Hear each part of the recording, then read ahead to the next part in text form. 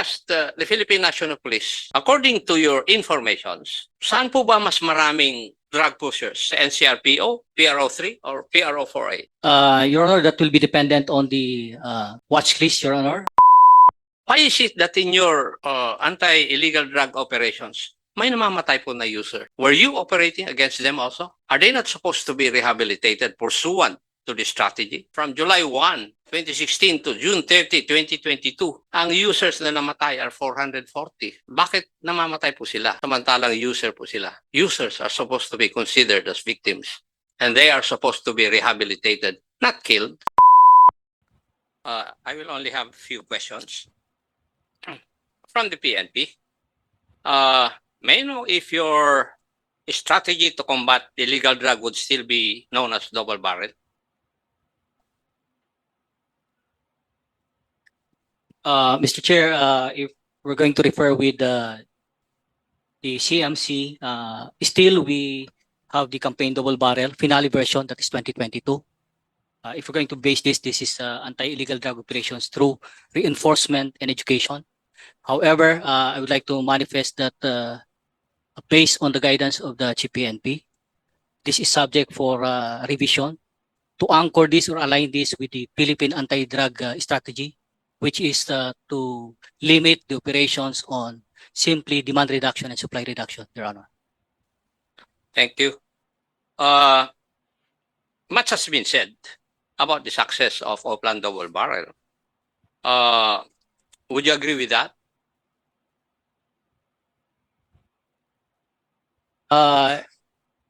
If we're going to refer with the data, Your Honor, of course, if we're going to see the figures, there is certain level of success when we talk about operations against illegal drugs or double barrel, Your Honor.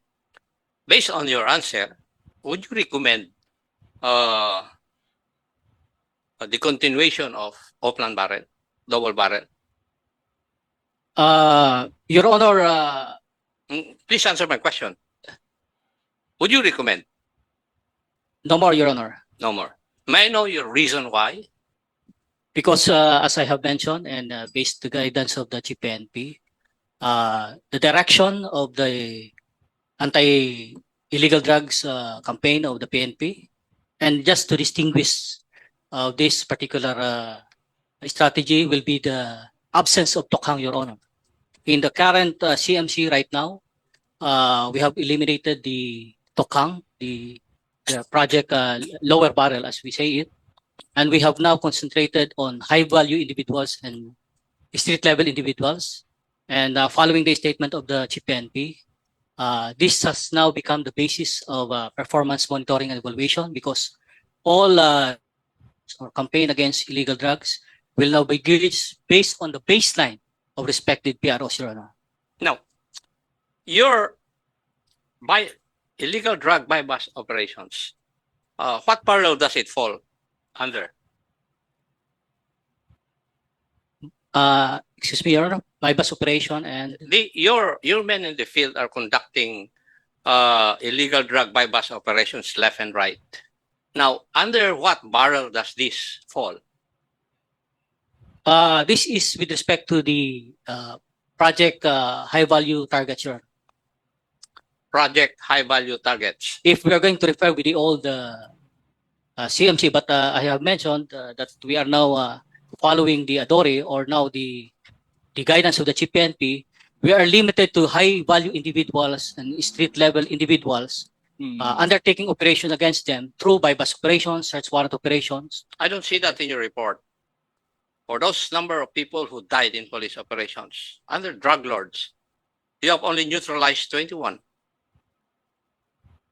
So, are you trying to tell me that there are only 21 high-value targets insofar as the illegal drugs operations of syndicates are concerned? No, Your Honor, because as I have mentioned, we still have the watch list. That's why Yes, Your I'm Honor. telling you, if I compare that data with the number of pushers neutralized, you have 7,173.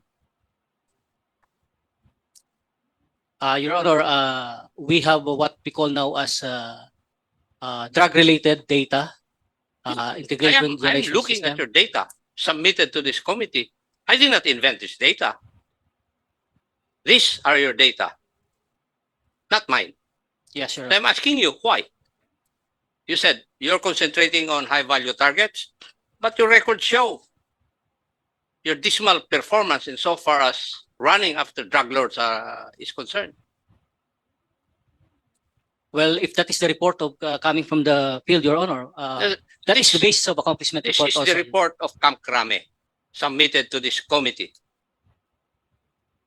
Again, Your Honor, that is part of the performance evaluation of all the PROs, and campaign against illegal drugs is just one of the parameters. Just an unsolicited recommendation, General Salvador. Maybe it is high time for the PNP to change the name of your O-plan. Precisely, Your Honor. It is already obnoxious. Yes, Your Honor. Yes. In fact, if I may add, Your Honor, the Chief PNP has already pronounced that we will just simply limit the campaign against illegal drugs on the anti-drug strategy of the Philippines. Sir. That is, And would your new strategy stop the illegal anti-illegal drug bypass operations conducted by members of the PNP? I'm asking this question, General Salvador, simply because in the Committee on Public Works, Public Order and Safety, napakarami na po namin iniimbestigahan na mga bypass operations conducted by PNP personnel wherein they commit crimes already to come up with their accomplishments or achievements. siguro, Your Honor, bypass operations part ng tinatawag nating mode of operations by the PNP. Pero kung merong nagpa-violate ng operational procedure, I guess it is practically also the obligation of the PNP to investigate these people. And if they are accountable, we can always file charges against them. Your Honor. Wala. Your statement does not ring a bell insofar as the members of the Committee on Public Order and Safety is concerned. Kasi kami nga ang nagpapafile ng kaso, sinasabihan namin yung CIDG na i-file yung criminal case, sinasabihan namin yung regional director na i-file yung administrative cases. Yes, Your Honor, for those cases that, of course, I'll came to remember the that, attention of the General committee, Your Honor. Salvador, so that you will be invited every time the Committee on Public Order and Safety will conduct a hearing insofar as the bypass operations of your people are concerned. I will gladly Para attend, makita Your mo. Honor. Yes, Your Honor. Thank you. Yes. Now, may I know if the committee has already asked the DPRM or the Directorate for Personnel and Records Management the list of officers and men who were transferred from the Davao region to Metropolitan Manila units of the PNP from the time 2016 to 2018? May I answer, Mr. Chair?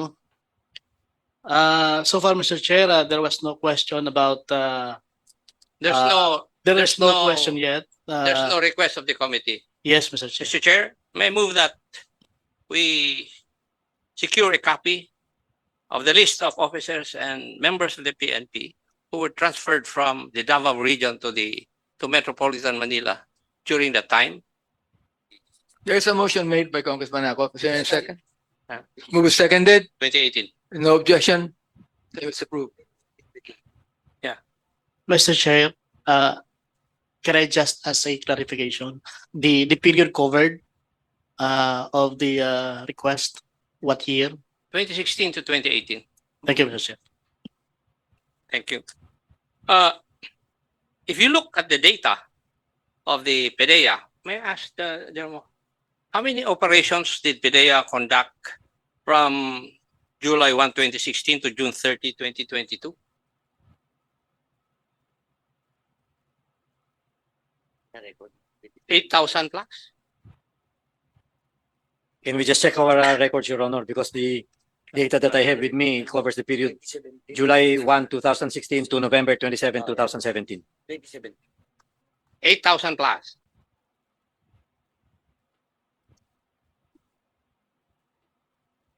Sir, the period covered Yes. is July 1, 2016 to November 27, 2017. Yes, sir. Number of operations is, I think, more than 8,000 plus, if I remember it right. 8,146, Your Honor. Yes, and I think the number of persons who died, 57 ba? 57, Your Honor. 57. Kung ikukumpara ko po sa operations ng police from July 1 to December 31, 2016, ang namatay po ay 1,407. From regions 1 to NCRPO, including CIDG and PDEG. Bakit po kaya?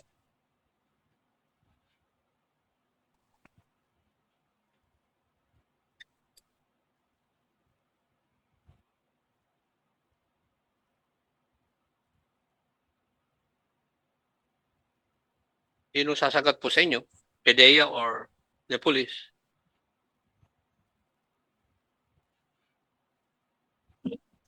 We direct the PNP to please respond to the question, and after that, maybe we start with PIDEA. PIDEA and then PNP. Please respond to the question of Congressman Acop. Would it be possible, Congressman Chair Rom, can you repeat your question so that we can direct the proper agency to respond to that question? In the span of operation of the PDEA, they have conducted, I think, a little bit more than a year, right? They have conducted 8,000 plus operations. Yes, Your Honor. July 1st, 2016 to November 27, Yeah, it's a 2017. little bit more than a year. Yes, sir. And out of this 8,000 plus operations, only 57 died, right? Yes, Your Honor. While in the case of the PNP, from July 1 to December 31, 2016, matter of 6 months, ang namatay po ay 1,407, covering regions 1 to Pro Cordilleras, including NCRPO, Criminal Investigation Detection Group, and PDEG.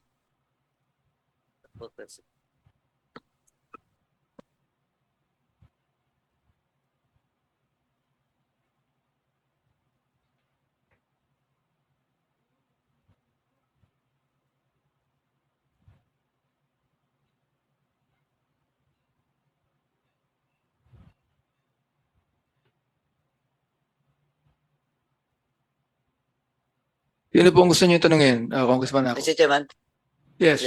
just a short interjection. Mr. Chair, it's siguro kasi comparative yung question ni Congressman Acop, and it's the PNP that should answer because out of 100% death during that time, only 4% attributed to the operation of the PIDEA, and 96% is attributed to the PNP. So it's the PNP that will answer the query, Mr. Chairman. Thank you. So, PNP, will you please answer the question of Congressman Acop?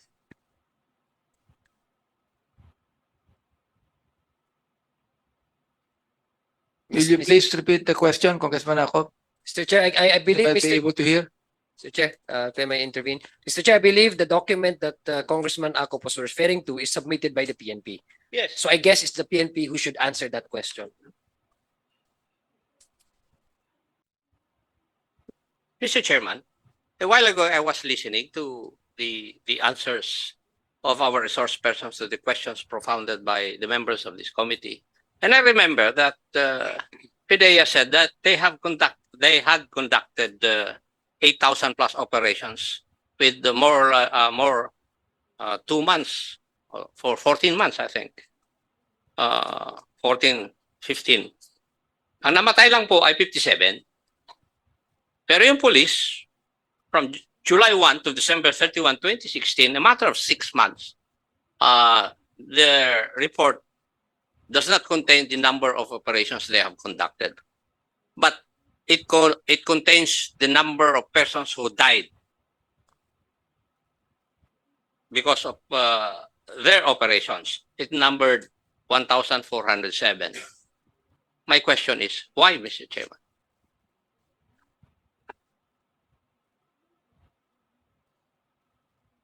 Yeah, I asked the Philippine National Police to please answer.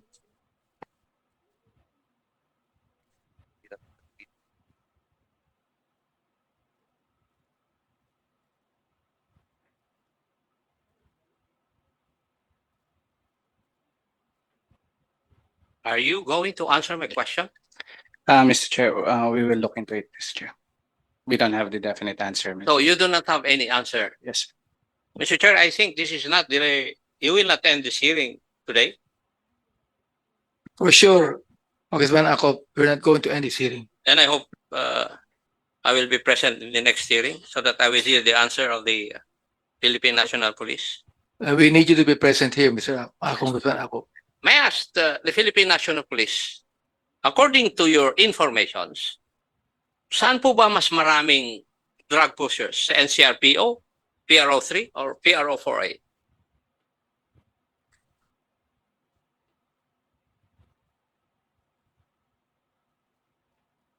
Your Honor, that will be dependent on the watch list, Your Honor.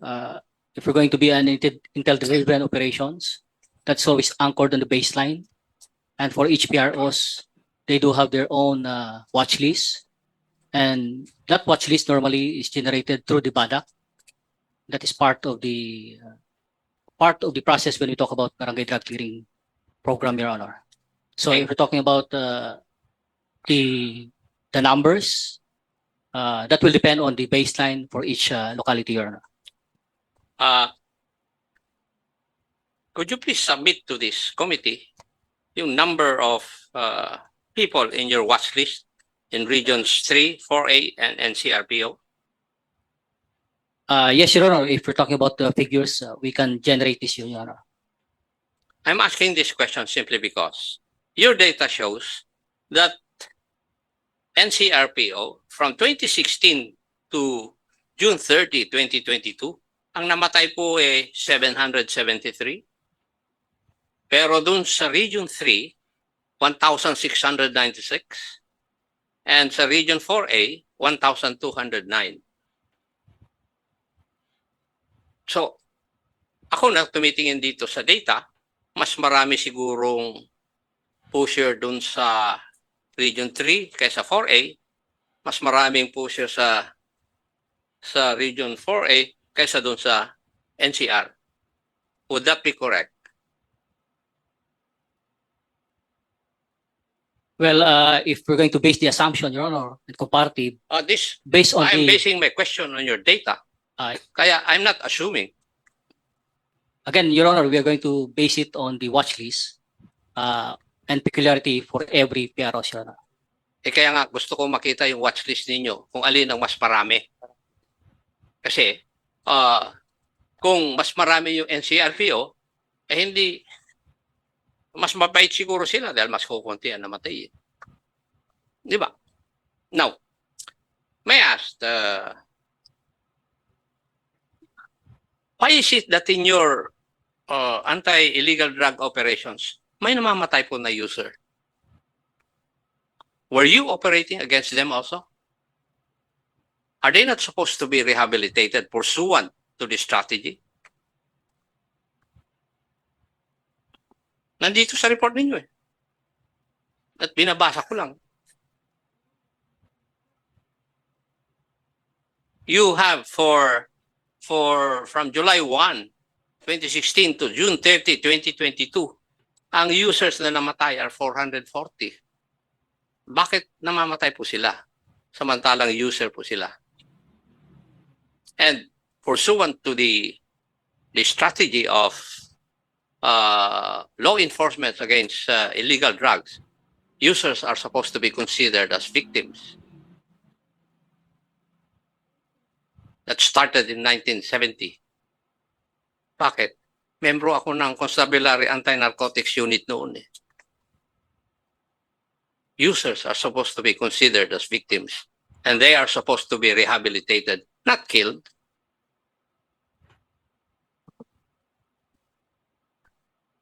Mr. Chairman, hindi na po ako magpapatuloy. Hindi naman po nila nasasagot yung aking katanungan eh. Thank you, Thank you. Congressman Acop. I think I may Umani naman ito ng iba't ibang reaksyon mula sa ating mga netizens. Ayon kay Chris Garcia, 2 of my sons were victims of police illegal arrests. One finished his 2-year sentence and the younger one was acquitted after being detained for 8 months. Pahayag naman ni Rico Bercasio, buwagin na ang PNP ibigay na sa militar ang lahat na pangangalaga sa bansa. At ito naman ang saloobin mula sa ating kababayan na si Anna Marie Butcher, How could these PNP officers are not prepared regarding the investigation? I'm sure the Congress informed ahead of time the purpose of the investigation. This shows how these PNP officers are not there to serve and protect the citizens. Put them in jail, they deserve nothing. Mga kababayan, feel free to comment below para maglabas ng saloobin sa balitang ito.